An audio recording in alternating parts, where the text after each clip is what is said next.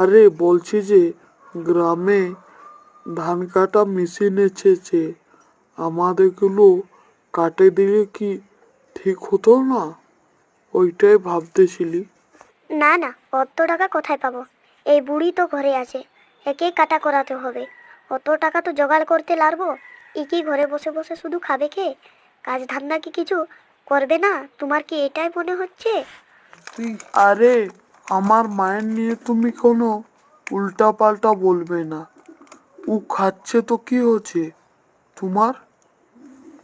আমি আর এই বয়সে পারবো না। আগে বলা যেত। তার মেশা আমার শরীর অসুস্থ আছে।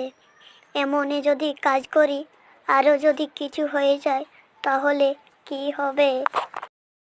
হ্যাঁ হ্যাঁ, মুখটা তো বড় চলছে, আর যখন কিছু বলবো তখন অসুস্থ। এটা তোমার বেটাকে দেখিয়ে দিছো না?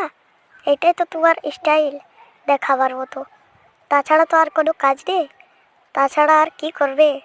আমাকে তুমি গাল খাওয়াতে চাই তো আমি চলেই যাব বাপের ঘর, আর তখন ফিরে আসবো না। তারপর বুঝবে মজা। আরে ভাই, এইবারে তো ভাবছি যে মুকুটমণিপুর দিকে যাব পিকনিকে। দেখি, যদি মুকুটমণিপুর দিকে যাওয়া হয় তো কিছু পয়সার দরকার, তো তাই জোগাড় করব। আর এখন কি যে বলবি ভাই, কি সিজন আলো, না কাজ চলছে না কিছু, এই করলে কি চলবে? হ্যাঁ, তুই একদম ঠিক বলেছিস। আমিও ভাবতেছিলি কোনো দিকে এবছর যাওয়া যাবে। কেননা আগের বছর মানুষ মারা গেল, তাই যেতে পারি না।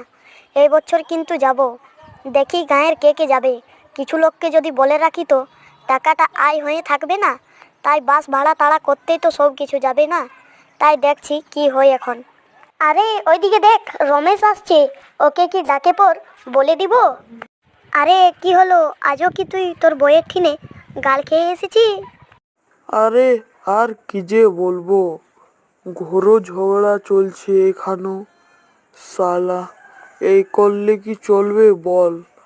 ঘরে আমাদের বলতেছিলি যে ধান কাটবো, মেশিন লাগাবো, তো আমার বইয়ে বলছে যে তোমার মা কি শুধু বসে বসে খাবে, কাজ ধান্দা কি কোনো করবে না?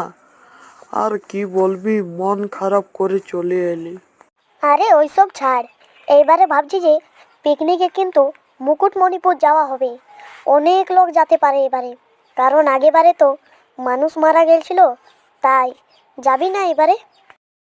আরে দেখতে হবে, যা ফেসে গেলছি না, আর কি যে বলবো রে।